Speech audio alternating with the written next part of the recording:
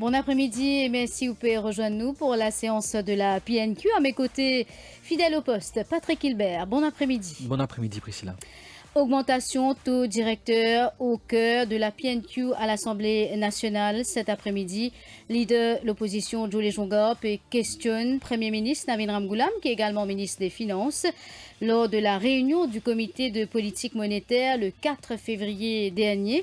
La Banque de Maurice qui augmente taux directeur par 50 points de base, passant de 4% à 4,5%.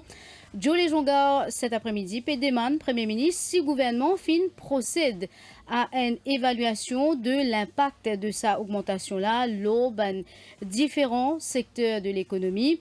Patrick Hilbert, augmentation taux directeur par 50 points de base, passant donc de 4 à 4,5%, entraîne l'intérêt plus fort lors de loan, une situation délicate pour ban ménage et ban entreprise qui déjà endetté et qui vise un remboursement plus.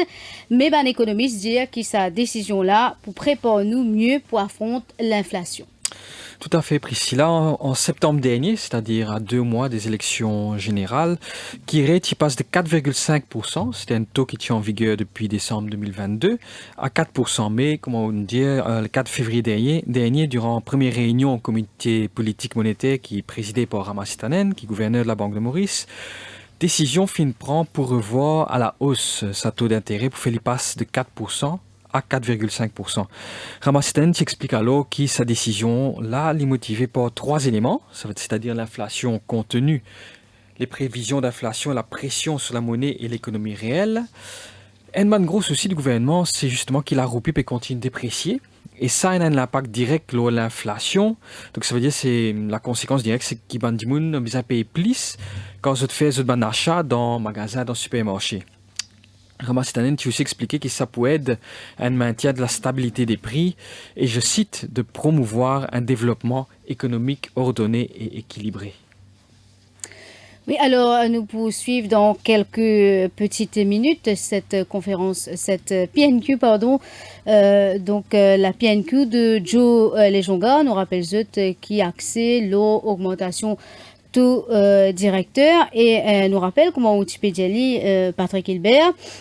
Donc, lors de la réunion le 20 septembre 2024, taux directeur est réduit par 50 points de base, donc passant de 4,5% à 4% par an. Et gouverneur Dallot a expliqué que l'objectif, c'était de poursuivre le processus de désinflation et qu'atteindre l'objectif à moyen terme de 3,5%. Or, selon Ramacitanen, sa révision à la baisse là tient à l'encontre de ce qui comité de politique monétaire proposé. D'ailleurs, il dit que réunion 20 septembre, pas à même bizarre et n'a lieu.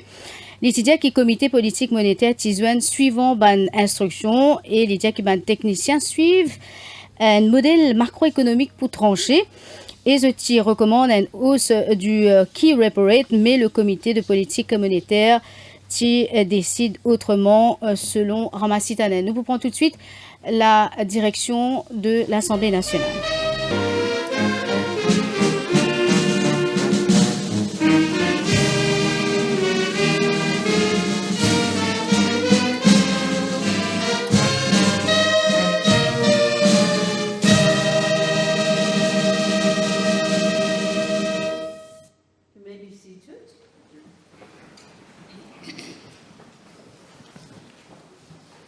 Announcements.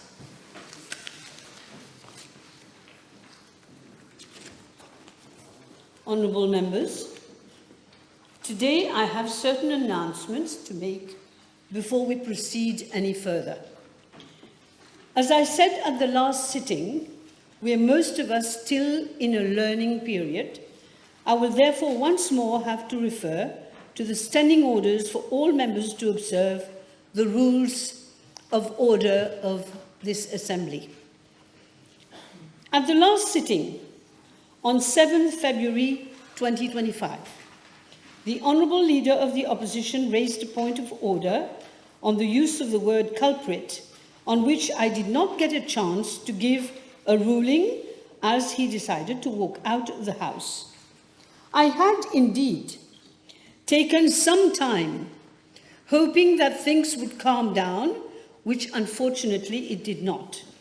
Later, I met him, and he told me that he would write to me. Today, I finally received the letter, which dates from yesterday, but I received today. In any case, I had decided to pronounce myself on the points raised. Now I will give my ruling.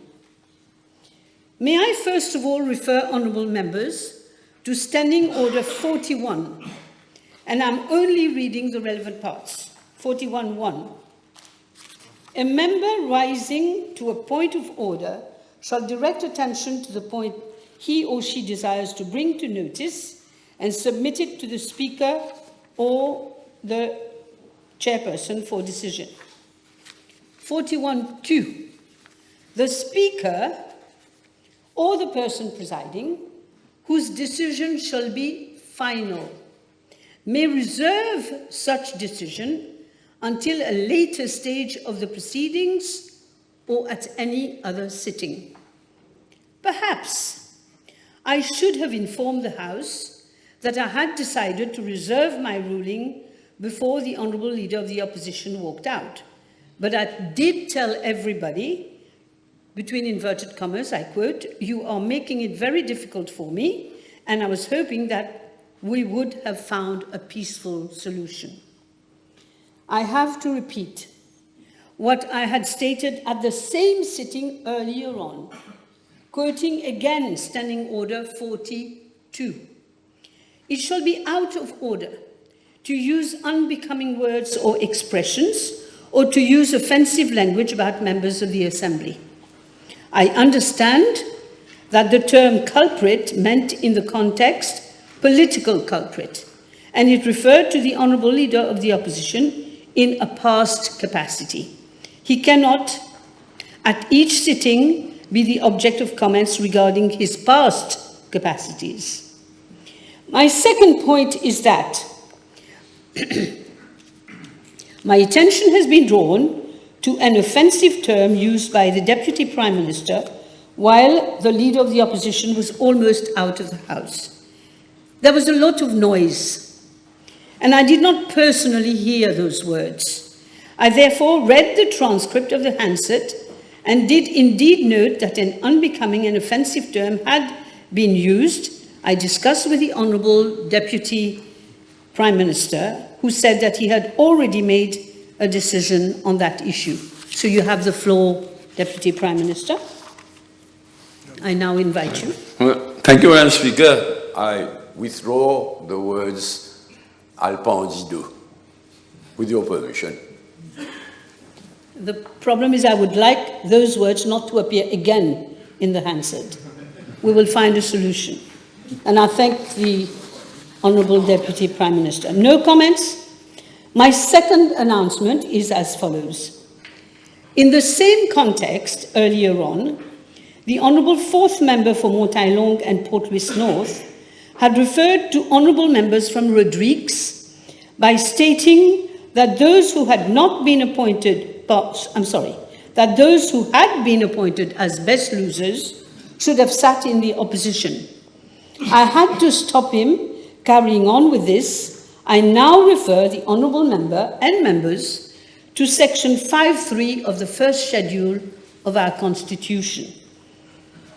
And I read, the first 4 of the 8 seats shall, so far as is possible, each be allocated to the most successful unreturned candidate, if any, who is a member of a party and who belongs to the appropriate community, regardless of which party he belongs to. Full stop. There is nothing about being in the opposition or whatnot. No one raised a point of order, but I consider it my duty to clear this point for the record, as direct reference was made to the 2 honourable members appointed as best losers and who are free to make their own choices.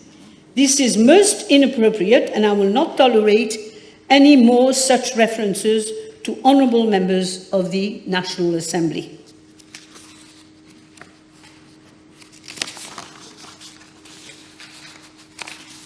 Thank you. Papers have been laid. Question? Yes, the Honourable Leader of the Opposition. Thank you, Madam Speaker. Madam Speaker, I've given notice of the following private notice question addressed to Dr. the Honourable Prime Minister, Minister of Defence, Home Affairs and External Communications, Minister of Finance, Minister for Rodrigues and Outer Islands, whether in regard to the decision taken by the Monetary Policy Committee of the Bank of Mauritius on 4th February 2025 to review the key rate by 50 basis points from 4% to 4.5% per annum. He will state if government has carried out an impact assessment of the spillover effects thereof across different sectors of the economy. Yes, Honourable Prime Minister. Yes, Madam Speaker. First of all, let me stress to the Leader of the Opposition that we have restored the independence of the Bank of Mauritius, as it should be. However, in view of the importance of this issue, I seek the indulgence, Madam Speaker, your indulgence, and that of the House for a comprehensive reply. Madam Speaker, I am informed that the Monetary Policy Committee had already weighed the impact of its policy decision on the various stakeholders and chosen to act in the best interest of the economy. This is in line, Madam Speaker, with the statutory requirement for the MPC to formulate and determine monetary policy in order to maintain, one, they have to maintain, this is objective, price stability, and taking into account that they must balance the economic development of Mauritius. These are the two objectives that they have, the central bank has. I would also like to quote Section 55(3) of the Bank of Mauritius Act, which emphasizes the independence of the Monetary Policy Committee and states that, and I quote, in the discharge of its functions, the committee shall not be subject to the direction or control of any other person or authority. We in this government take this commitment very seriously and believe in the independence of the central bank because it is for the benefit of the economy and society at large. However, the same cannot be said of how decisions have been taken during the past 10 years, I should say. As it is widely recognized that an independent central bank is fundamental, it is a fundamental building block in an economy to fight inflation and to promote conditions for stable, long-term economic growth. The Bank of Mauritius has acted independently and within the parameters of its mandate after taking into consideration in-house expert analysis and assessing the implications on the economy at large. I must underscore, Madam Speaker, the fact that under the previous government, decisions taken by the MPC were politicized, with directives coming outside the Bank of Mauritius. Many expert decisions were completely disregarded for sheer political motivations. Let me illustrate this, Madam Speaker. In September 2024, MPC meeting was organized at a very short notice, on an overnight basis following the policy decision of the United States Fed. The experts in modeling and forecasting, they have experts for the information of the Leader of the They have experts who do modeling, who do forecasting. The experts in modeling and forecasting at the Bank of Mauritius proposed a rise in the key rate given that inflation forecast was still above the midpoint of 3.5% for the medium term. And the interest differential, which is very important, between the US dollar and the Mauritian rupee was unfavorably high. This is why they proposed a rise in the key repo rate. I would like to inform the House that this macroeconomic forecasting model has been developed with the support of the IMF for the use in the Mauritian context. Taking the right, but they didn't do this, they went the other way around.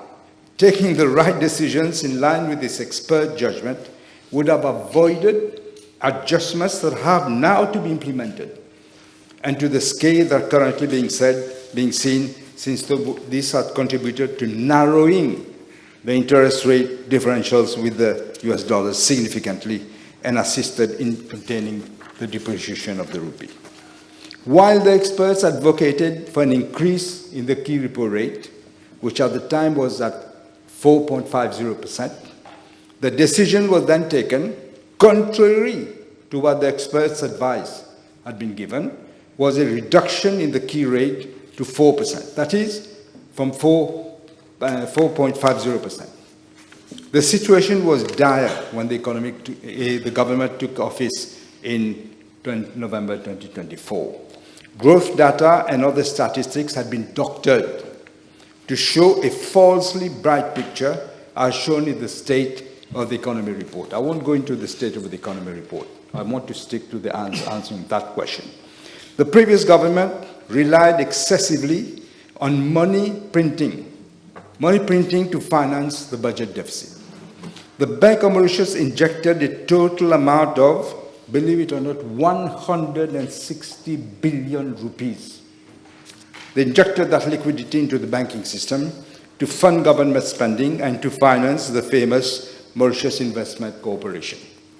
This created a situation of massive excess liquidity that in turn contributed to high levels of inflation that the country experienced and to significantly depreciate the rupee.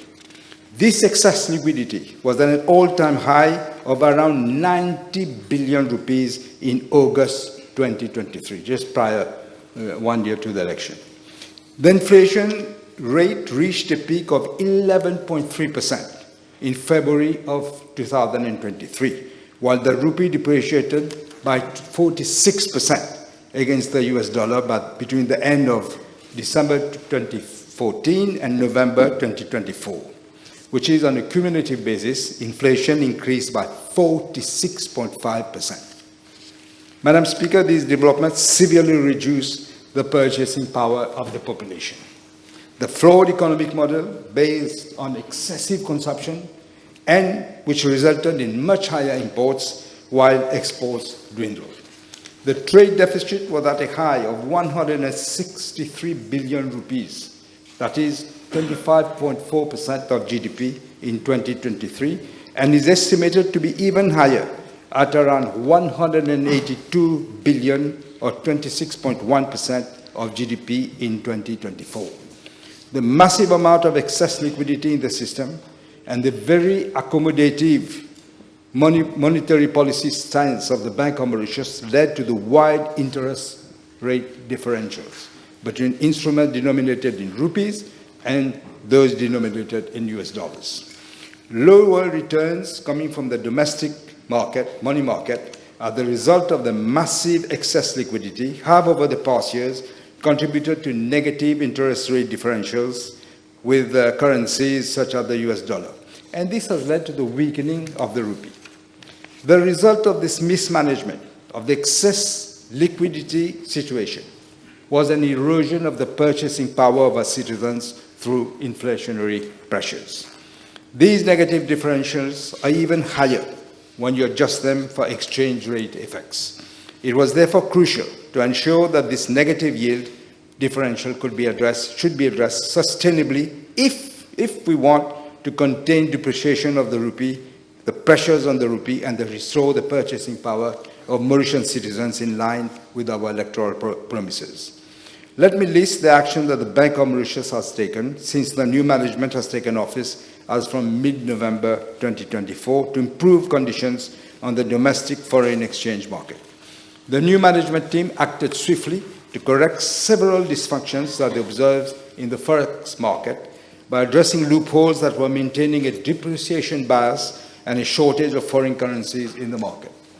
Secondly, the bank is monitoring the rates at which forward transactions are being conducted and will take regulatory action against any bank distorting prices in the forward market. Third, the bank has engaged with other institutions to manage and curtail any potential regulatory arbitrage. Fourth, the bank exercises vigilance with regard to foreign currency transactions taking place between banks, customers, and foreign forex brokers, and conducts enhanced due diligence on intercompany buying and selling of foreign currencies, as well as what we call swaps and derivatives. As every member of the public now already knows, the dates of all the MPC meetings are already known for 2025. There will be no overnight call for the MPC to do what they did in the past. This marks a significant departure, as I say, from what the previous regime did in total opacity. It is important to note, Madam Speaker, as the result of the removal of these dysfunctions, that the rupee has stabilized even before the last MPC meeting. It has started stabilizing. I must assert that since this government has assumed office in November 2024, I have ensured that there is no political interference in the operations of public institutions and in policy decisions of these bodies. The MPC, as I said, Madam Speaker, is fully independent, and MPC members have to adhere to a code of conduct, which includes a number of criteria, including independence and confidentiality.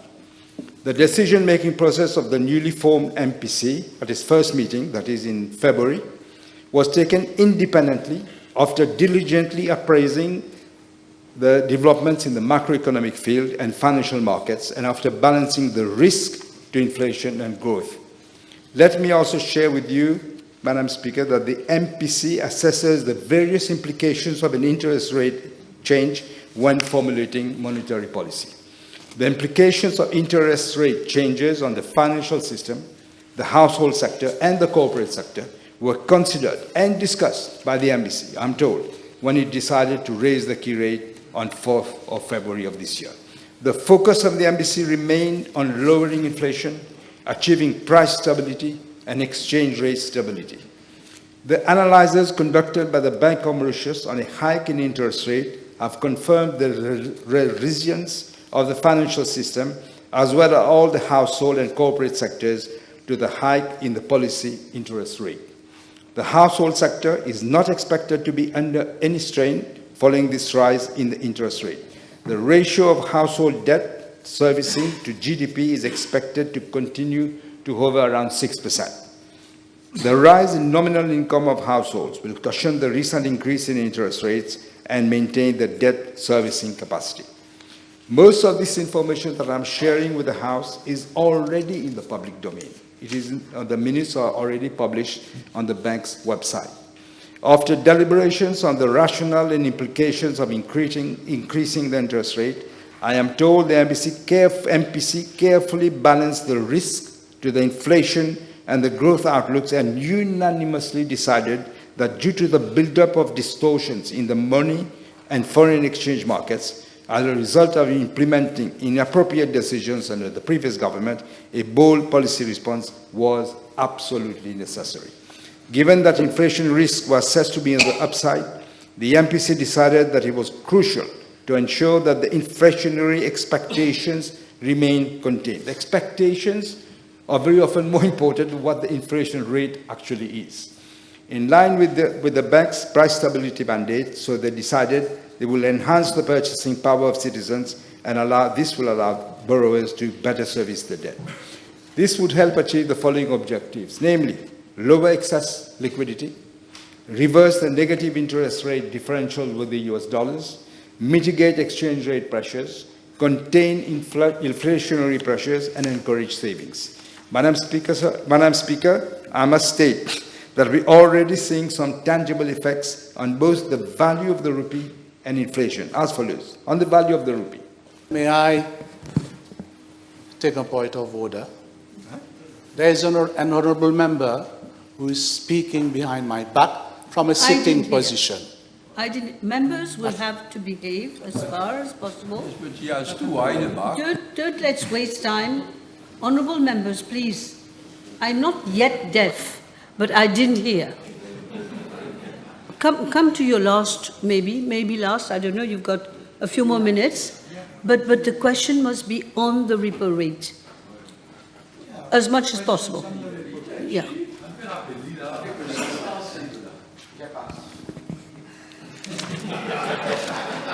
Madam Speaker, the Honorable Prime Minister may be aware that several banks around the world, and to mention a few, the Bank of England, the Reserve Bank of India, the European Central Bank, the Bank of Sweden, the Central Bank of Canada. I'm sorry. Have all this, this is No, in relation to the question, Madam You Speaker. haven't even let me say what I have to say.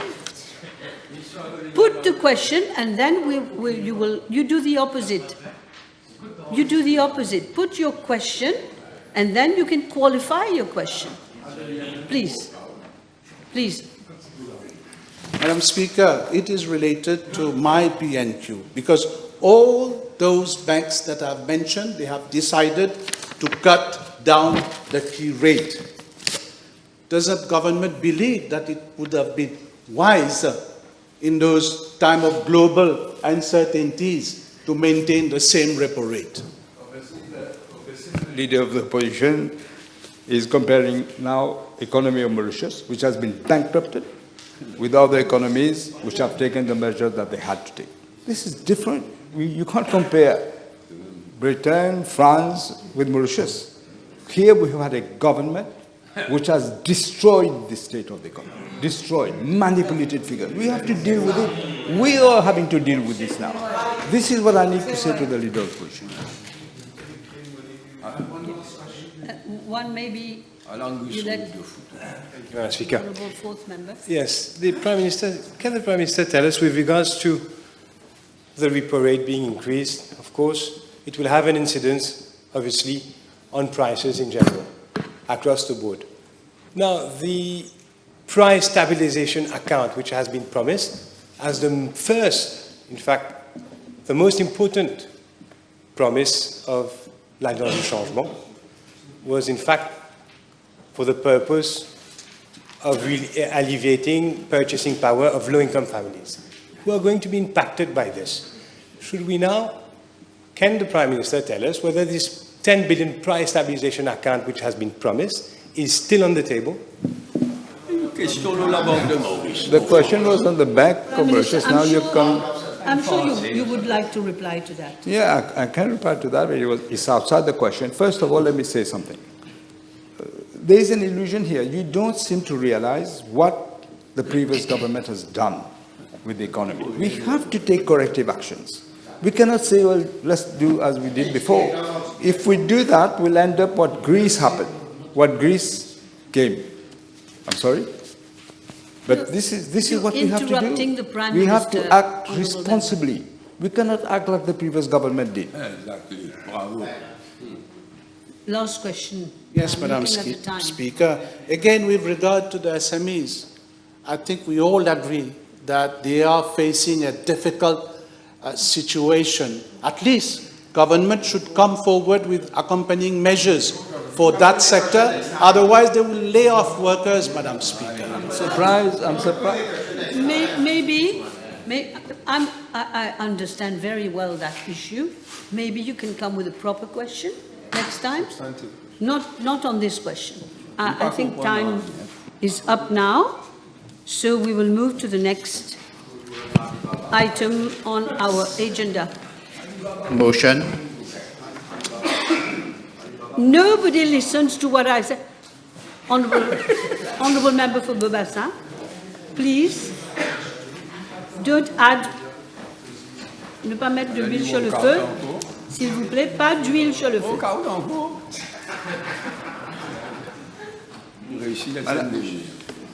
Said motion. Motion, Honourable Prime Minister. Yes, Madam Speaker, I beg to move that all the business on today's paper be exempted from the provisions of paragraph 2 standing order 10. Et voilà donc pour cette PNQ de Joe Léjongar axée sur l'augmentation du taux directeur, PNQ adressée au Premier ministre, également ministre des Finances Navin Ramgoolam. Nous rappelons que lors de la réunion du comité de politique monétaire le 4 février dernier, la Banque de Maurice qui augmente le taux directeur par 50 points de base, passant de 4,4% à 4,5%. Joe Lejonga fin demande Premier ministre si le gouvernement fin procède à une évaluation de l'impact de sa augmentation-là, lors de différents secteurs de l'économie. D'emblée, Navin Ramgoolam fin dire qui fin redonne sous l'indépendance à la Banque de Maurice, l'idée qui décision qui prend, c'est dans l'intérêt de l'économie mauricienne.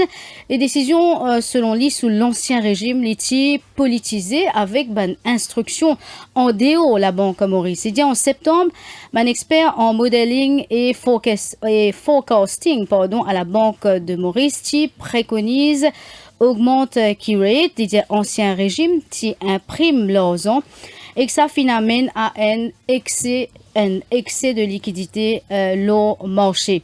Navin Ramgoolam a dit aussi qu'il y a une mesure qui fait prend peut faire qui roupie peut stabiliser les décisions qui fait prend par MPC le 4 février prend en toute indépendance avec objectif entre autres pour contenir l'inflation et stabiliser roupie. Alors Joe Lejonga fin une question lo ban dimoun kena ban housing loan et elle dit que la banque peut faire profit. Elle dit est-ce qu'il peut une négociation, est-ce qu'il y a une négociation avec Bankers Association pour soulager sa ban dimoun là. Navin Ramgoolam fin revine lo ban décision qui fin prend par le gouvernement depuis sous prise de pouvoir, donc les fins cite notamment le 14e mois.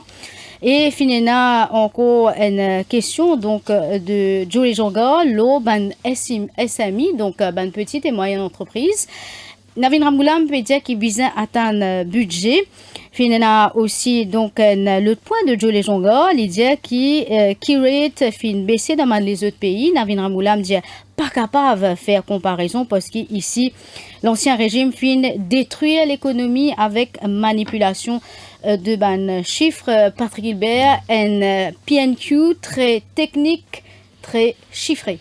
Exactement, extrêmement technique cette PNQ. Donc, seulement ce qui nous retenir, c'est que, comment on nous dit, que dans une bonne partie de ce PNQ, dans cette réponse, le Premier ministre met l'emphase sur la gestion de l'économie du passé.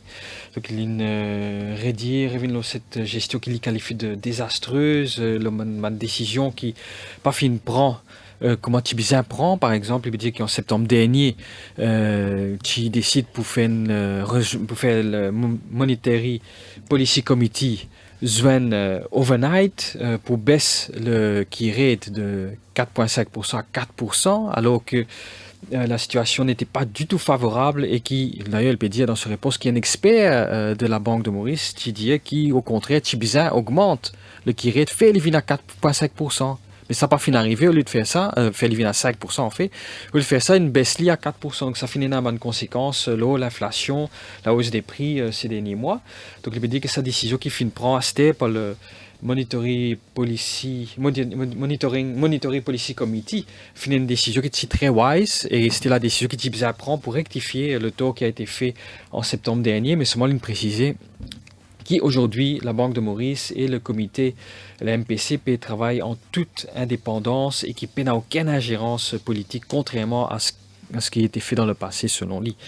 Donc, Adrien Duval aussi pose une question, le Price Stabilization Account de 10 milliards, parce que durant la campagne électorale, l'Alliance du changement qui promet l'introduction d'un Price Stabilization Account de 10 milliards, justement pour stabiliser les prix, pour allévier,